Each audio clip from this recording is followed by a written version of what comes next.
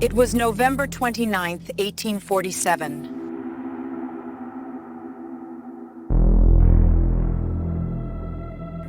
I tried telling them, Injuns is Injuns and whites is whites. But did they listen? No, of course not.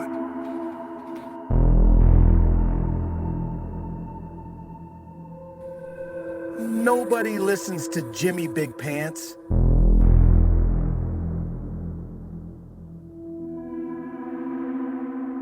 On September 4th, 1802, little baby Marcus Whitman was born in Federal Hollow, New York, to Beza and Alice Whitman. He was such a curious baby. I always knew he would grow up to be an explorer. After his father died when he was just 7, he was sent to live in Massachusetts with his uncle. I thought it best he start by exploring his uncle's house, while I explored single life. Although he had always dreamed of becoming a minister, he attended medical school, which came in handy when he decided to explore the wild Oregon country, where he treated fur trappers and Indians who fell victim to cholera. Upon returning from his adventures in Oregon, he met the love of his life, Narcissa Prentice, a teacher of physics and chemistry. At first I was like, Narcissa? Really? Who names their kid that? He mentioned he thought you had a strange name. I have a strange name? Well, have you seen his sideburns? It's just that it sounds a lot like narcissist. Did he say I'm a narcissist? Yeah, I'm the narcissist. He's called by God to civilize the savages, and I'm the narcissist. I'm sensing a lack of empathy, an excessive need for admiration. Is it always about you? The two married in February 18th, 1836. And just a few months later, in May, the Whitmans journeyed west together. It was the era of manifest destiny. White Americans, driven by faith and opportunity, pushed west into untamed lands. At the forefront, Dr. Marcus Whitman and his wife, Narcissa. Why did you say it like that? Like what? I mean, seriously. I said it normal. Pioneers risking everything to civilize the frontier and tame the noble savages with the civilizing power of the gospel. When I first saw the heathens, it was pretty shocking how primitive and backward they were. Then I just looked at them, and right away it was obvious why they were like that. Thousands of years of divergent evolution in harsh Eurasian environments? Stronger selection pressures for higher intelligence, delayed gratification, lower impulsivity. No, silly. The Bible.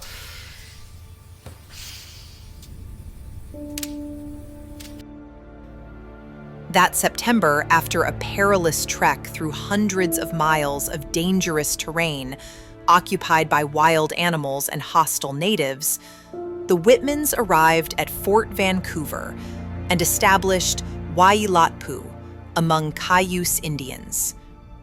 At first, everything seemed like a dream come true for these two adventurers. The Cayuse Indians welcomed the gifts brought to them by the whites and were curious about their religion and their ways. White man come to land, bring many gifts for Cayuse. Cayuse like gifts. One might say they brought the greatest gift of them all. The gift of friendship.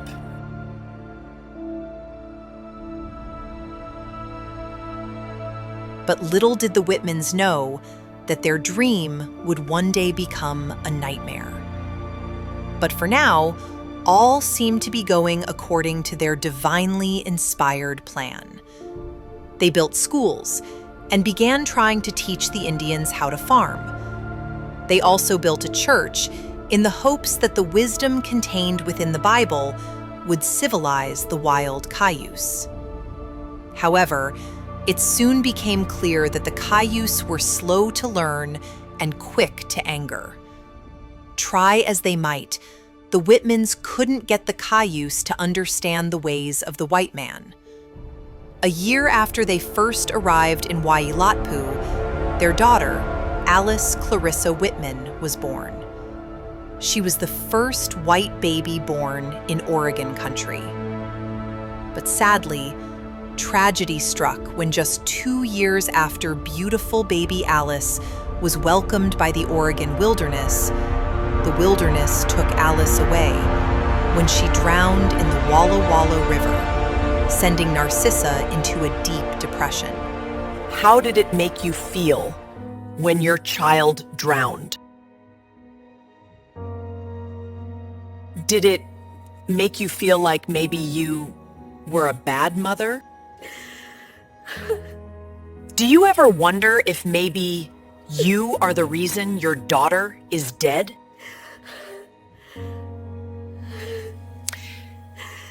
How are you feeling right now? It must be very hard for you knowing that if you hadn't tried to turn Indians into white people, that your daughter might still be here today. Why are you doing this? The loss of baby Alice wasn't the only trouble the Whitmans were facing. The Whitmans' dream to convert the Cayuse, teach them farming, medicine, and civilize the natives was also drowning. I'm gonna be honest with you, it's a little frustrating when you're doing all the work and the heathens, well, I don't want to say they're lazy, but I'll say it. They're lazy. They're lazy and they're dirty, and I hate this place. the Bible says, the one who is unwilling to work shall not eat. No matter how many times I read that to them, they just kept on eating and eating. Marcus and Narcissa tried not to complain and valiantly put forth a heroic effort in the face of bad fortune. They knew they were doing God's work and must stay true to their mission. However, these efforts often seemed in vain, as time and time again, they were frustrated by the Indians' lack of comprehension and cooperation. They were certain that, like all God's children, the Cayuse would want to abandon their primitive ways and be eager to receive the gift of white civilization. But the Whitmans struggled to get the Indians to maintain even simple gardens, attend church, or just practice basic hygiene. You seriously have no idea how bad they smell.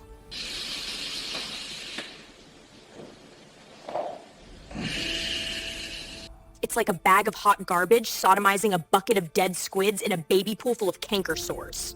The initial warmth of the Cayuse was fading rapidly as they demanded more and more gifts from the whites, who had little to sustain themselves in this remote and untamed part of the world. Despite the Whitmans' heroic efforts to uplift the Cayuse, they grew increasingly ungrateful and demanding. White man, need give, more white man food. Marcus tilled fields, built houses, irrigated crops, and erected mills for grinding corn and wheat. Narcissa ran the school, bathed the dirty children, and brushed their hair as she lamented what she called the Cayuse's filth. I swear to God, these fucking Cayuse. Take a fucking bath. By 1840, the failures had piled high. The Cayuse seemed completely uninterested in being self-sufficient, but instead displayed a talent for being parasitic, always demanding more and more of the Whitmans. The Whitmans had begun to lose all hope that they could ever civilize the Cayuse, and with a heavy heart, began shifting their attention instead to the white men and women who were now traversing the Oregon Trail to explore and settle this new and exciting frontier. I just want to make it clear, I'm not racist, we are after all God's children, but More white people come to Oregon. Oregon Trail, baby. Manifest fucking destiny. Marcus began to shift his focus toward attracting white settlers as a means to maintain their settlement and secure the region for whites. Whitman aiding emigrants like Robert Newell and Joe Meek, who proclaimed that the Whitmans were an inspiration to white travelers who would come and see settlements and know that this land would soon be filled with white men and women who would build a new civilization out of the wilderness in this fine new land. However, the Whitmans' Christian sponsors were displeased with the Whitmans' inability to convert and civilize the Cayuse, who had now, in addition to becoming a bit of a nuisance, were beginning to be hostile. The trouble had escalated because of wolves. To deal with the wolf problem, the Whitmans had put out poisoned meat as bait for wolves. But the Cayuse, thinking it was a good idea to eat random meat they found on the ground, despite being warned about the purpose of the bait by the Whitmans, became sick after eating it anyway, and accused the Whitmans of trying to kill them. The Bible says, "Therefore do not let anyone judge you by what you eat or drink." They're eating poisoned dirt meat. Dirt meat. A why white man make evil dirt meat to poison Cayuse? Fucking dirt meat. Who does that? The Whitmans were annoyed by the accusation and reminded the Cayuse of the many warnings they had given the Cayuse that the meat was poisoned wolf bait. Despite these warnings, the Cayuse continued to eat the tainted meat. White wizard. Cast spell on Cayuse. They cast a spell? Make dirt meat. Taste yum yum good. Have you and your tribe considered just not eating the dirt meat? Me like dirt meat. Yes, but it's poisonous. Never mind. Just forget I said anything. Things escalated further when Chief Tippy threatened the Whitmans and accused Marcus of being a witch doctor. I'm a Christian, okay? I'm like the furthest thing from a witch doctor. You witch doctor. You try kill all Cayuse. Take Cayuse land. You know, it's funny he would say that, but, I respect his opinion. But you know what they say about opinions, right? Everyone is entitled to theirs, and they should be respected. The chief told the Whitmans that he would kill them if any of the Indians that refused to stop eating poisoned mystery meat they found laying on the ground died. I'm sure he's just blowing off steam. He doesn't really mean that. Blowing off steam? He said that dead-eyed psychopath is just blowing off steam? They are going to kill us, Marcus! They eat dirt meat! To make matters worse, the Cayuse began stealing from the Whitmans, taking food from the crops and gardens of the Whitmans. But if you do not forgive others their trespasses, neither will your Father forgive yours. Mm-hmm. That includes thieves. To make matters even worse, with the new settlers passing through came an outbreak of measles that ravaged the Cayuse.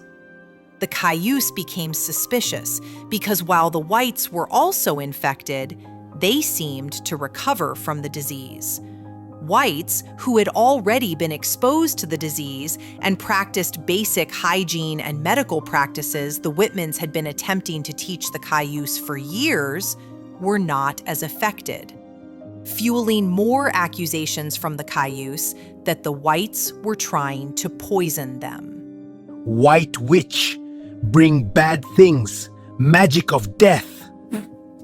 But isn't it true that even the white people have gotten sick? We will punish white witch for bad medicine. The chief began telling his tribe that the Whitmans were sent there by the king of the white people to wipe out the Cayuse with Whitman's sorcery. White wizard sent here by white evil king. And who is this white king? He is evil king who send white wizard. That makes sense, I guess. To make matters worse, a disgruntled mixed race by the name of Joe Lewis began to spread rumors that the whites were practicing black magic designed to kill off the Cayuse so they could take their land. That white man magic is some serious shit, man.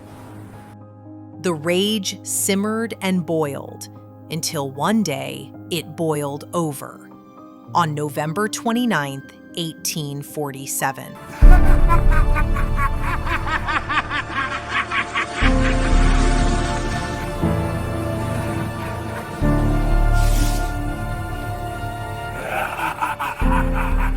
The day started routinely at the mission, where about 74 people resided, including the Whitmans. Immigrant families, workers, and orphaned children. A steer was being butchered near the grist mill, where men gathered to dress the beef. The grist mill operated, grinding grain for the Cayuse.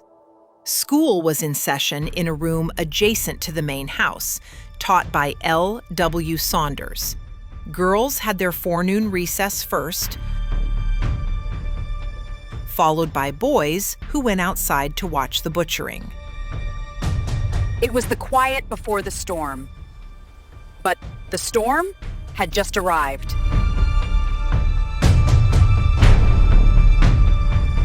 The massacre began in the mission house kitchen. Marcus Whitman entered to dispense medicine to a group of Cayuse, including Chief Telukect, who claimed to have fallen ill. Need white man medicine. Many sick. Okay, I've got some in the cabinet. Now you die, white wizard. I'm sorry, what did you say? I say, me like Dairy Queen Blizzard. Oh, yes, those are quite nice.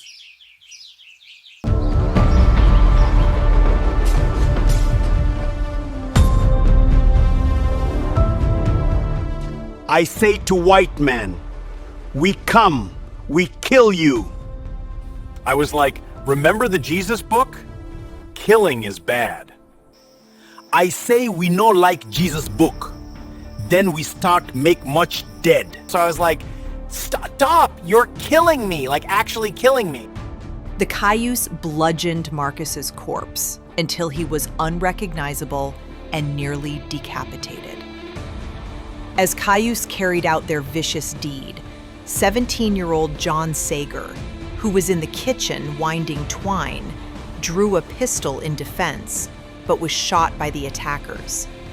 His throat was then cut from ear to ear, leaving him lifeless in the doorway. The gunshot served as the signal for the broader assault. Narcissa Whitman, hearing the shots, the Indians are killing us! Okay, I do not sound like that. She rushed to the kitchen, dragged her husband's body into the dining room, his head mangled and throat cut. Lorinda Bewley assisted Narcissa, staying by her side. Narcissa locked the doors and gathered the children around her. As she passed a window, she was shot in the right breast. I fucking knew it! How does that make you feel? Oh, fuck off! Outside, one of the school teachers, L.W. Saunders, was brutally killed by tomahawk and gunshot wounds as he tried to save the school children. The school children, having witnessed their teacher's murder, frantically tried to hide. Back at the mission house, Andrew Rogers guarded Narcissa and the children with a rifle at the stairway, while the Cayuse murdered the men at the beef dressing area and the grist mill. Jacob Hoffman was fighting with an axe when killed. Isaac Gilliland, the tailor, was shot completely unaware of what hit him.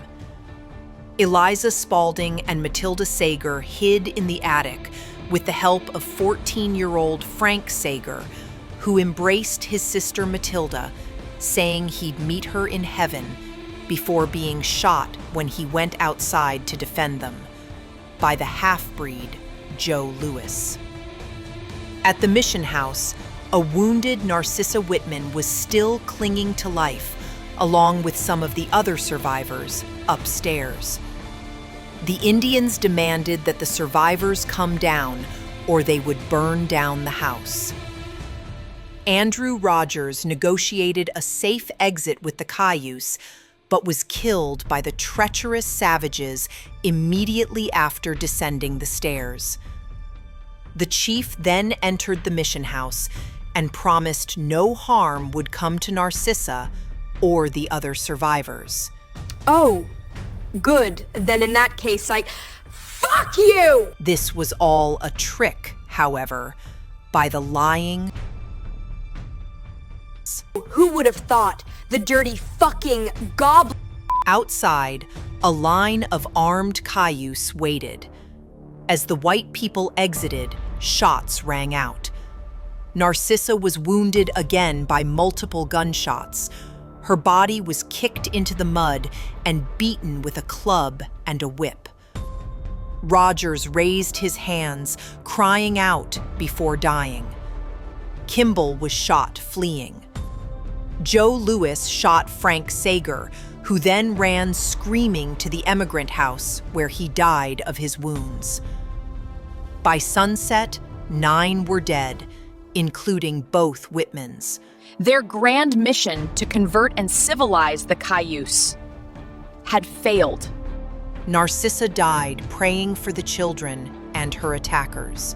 Yeah, no. That's bullshit, and you know it. 53 survivors, mostly women and children, were herded to the emigrant house, where they were held captive until they could be taken away as slaves. The Indians then ransacked the settlement and celebrated their murderous rampage and slaughter of the white man. The next morning, the Indians dragged 2 bedridden emigrant men out into the mud and beat them to death with clubs. An unlucky sawmill worker delivering lumber was also shot and killed upon being spotted by the murderous Cayuse Indians. The 53 hostages, mostly women and children, endured captivity. They were raped and brutalized by the crazed Cayuse. The massacre, a barbaric act by ungrateful Cayuse, galvanized white Americans. The white Americans waged a war against the Cayuse over the next 3 years. The whites conducted raids and destroyed villages. Eventually, in 1850, 5 of the Cayuse perpetrators surrendered. They were tried and convicted in the white man's court and hanged. Joe Louis, the half-breed instigator, vanished, never to be seen again.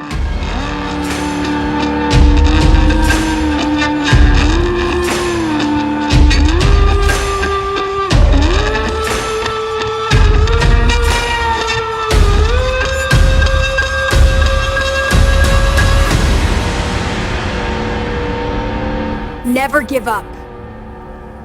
Never forget.